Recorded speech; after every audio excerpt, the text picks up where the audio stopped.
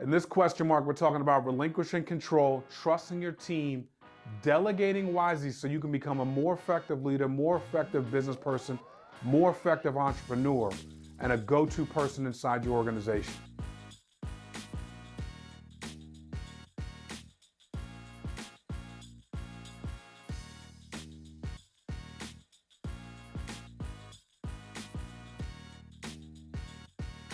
Let's talk about relinquishing control. Let's talk about control, people. Where are my control freaks at, okay?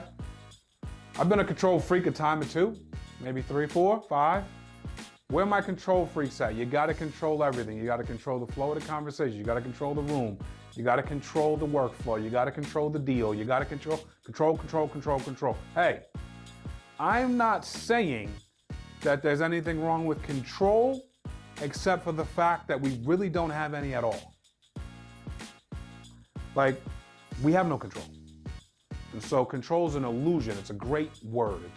It's an amazing word. It makes people feel authoritative and strong and powerful and masterful and in control.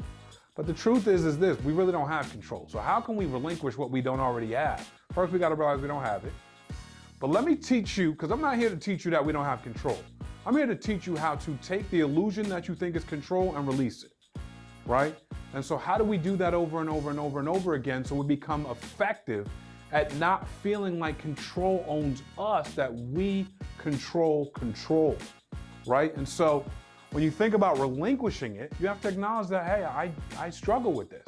I struggle with the mindset of trying to control everything. Well, I was there, to be fair. I was there because I never thought control was an illusion. I thought it was a powerful thing that let's make all the chess pieces on the board yield to me. Okay, well, it doesn't always work that way. And so when it didn't always work that way, and I found myself in jams, and I found myself frustrated, and I found myself wanting to bang my head up against a wall or try to control the next thing. You ever been so far down the rabbit hole of control that when you try to control the next thing and you can't control it, you just melt with frustration? You ever seen the cartoons where the head gets so red and the smoke starts to come out of the ears and off the top of the dome? I've been there. And you know what I realized? That's not a healthy place to be.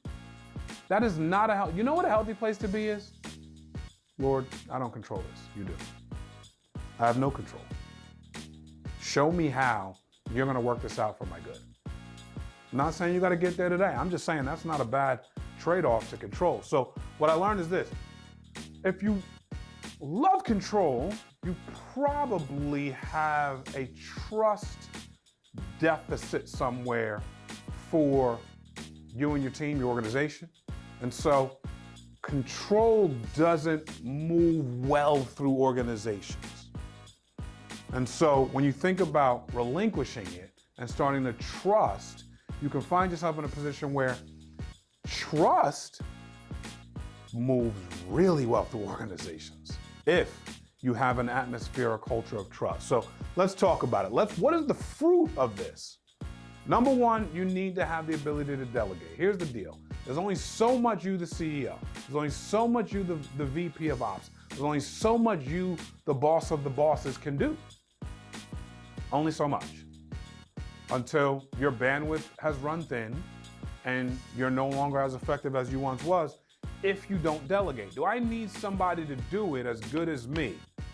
Number one, I'm gonna give you two sides of that. Number one, the answer is no. Number two, I could hire someone better than me in this specific skill to do it better than me. So there's two places to go here. Number one, if I don't have the team, the finances, the resource to hire someone better than me, or hire a bunch of people better than me, you've heard that term, then I can delegate it to someone. Can I get them the 70, 80% of the way I would do it? Of course I can. People can be taught. Okay. Number two, if I'm building a massive organization and I have to start bringing in specialized people and I have to start bringing in specialists and people that are really great at this thing and they're really great at that thing, yeah, they're going to be better than me at that. And by the way, that's amazing. Why would I want them to have control over that? Why wouldn't I want them to be in charge of that? Why wouldn't I want them to be the boss of the thing that they're great at? That's huge. The ability to delegate starts by understanding you don't need people to do it the way you would do it. They just need to be taught. They just need to be developed and trained on what finish looks like. Because everyone's path to the finish line is not the same. I'm like amazed by that. Because that's what makes us all great and unique. You get to the same place that I might get to in a different path. I'd love to learn from you. I'd love to learn how your path was different and why. Heck, I might get off the beaten track, try your path. Maybe your path works for you, it doesn't work for me. Maybe my path works for me, it doesn't work for you. Beautiful. But in that, me saying beautiful like that, obviously, I've learned, a thing or two about delegation. Otherwise, I wouldn't think it's beautiful. I would think it's painful. Maybe you're in that place right now. Maybe you think it's painful. Let's release a little bit. Let's relinquish a little bit of that illusion that you're holding on to. Because the only way for you to grow is to relinquish. I don't care what it is.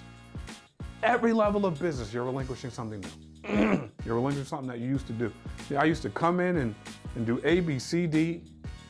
Now I come in, I do E, F, G, H, because I gave A, B, C, D to someone else. That is good in business, especially expansive, growing business. Number 2, learn to work in strength zones. When you're learning to work in strength zones, what we're really saying here is why would there's nothing worse. I've been in rooms full of people, and I've asked people to raise their hand and say, how many of you would love to be working in the places where you're the weakest? And usually people laugh and nobody raises their hand. Why? Because in your weak zones, you're always exposed. You're always putting 10 times more the fuel into the tank to get the same thing you would do in your strength zone at 1/10 of the gas. Why should I work so hard? Because I'm not good at it. And what if I don't like it? Imagine doing something all day long that you don't like to do. How long do you think that's going to last? How long do you think that's going to last? Learn to work in strength zones. So when you're working with team members, you're working with associates on your team, you want to realize that, hey, they all have strength zones. They all have something that they're great at. That's probably the reason you hired them. And if it wasn't, and you found something, you found some gems along the road, focus on those gems. Get them closer and closer to their strength zones. You want to learn how to relinquish control, relinquish something to someone that's amazing at what they do. Matter of fact, nothing's better than having people that are really good at what they do, and you saying, hey man, can you get this to me, by the end of the day, or can you get this to me within the next day and a half? And they're good at it, you could put that puppy to bed, because they're going to get it to you. They're going to get it to you timely. It's going to be productive. It's going to be probably very well done. And even if it's not complete, the version they're giving you is 15 times further along where it was. You may need one more revision from that individual to get it done based on some small corrections that you make, because you're working in strength zones. And understand the importance of that as you start to bring on staff, as you start to bring associates into your organization, as you start to develop out your team, as you start promoting people. If you focus on the places where they're weak, you're never going to want to relinquish anything. And it's hard to trust. I'm not going to trust someone who's fumbling everything. They'll put them in their weak spot, they'll be fumbling everything. The third one is the power of duplication. The way you build big organizations is you duplicate. You duplicate on down, you duplicate mindsets, you duplicate skill sets, you duplicate habits, you duplicate culture, you duplicate values. When you start duplicating things inside of organizations, the entire organization gets stronger. Duplication comes from the top, that comes from relinquishing, that comes from trusting.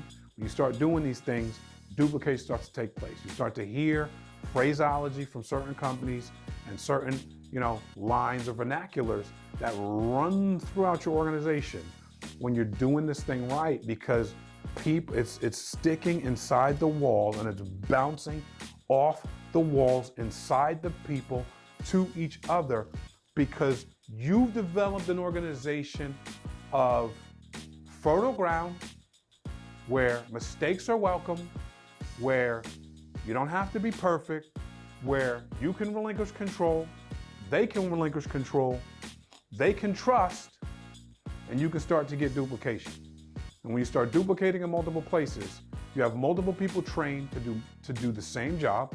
You have multiple people trained, you have to do different jobs. You have people that are kind of like the Olympic circles. They're kind of working off of each other because you're duplicating. And when that starts to happen, that is a magical place in business. That's an exciting place to be. It's electric. It catches fire. It takes your culture to another level. People want to be there. People want to be around the culture of the business.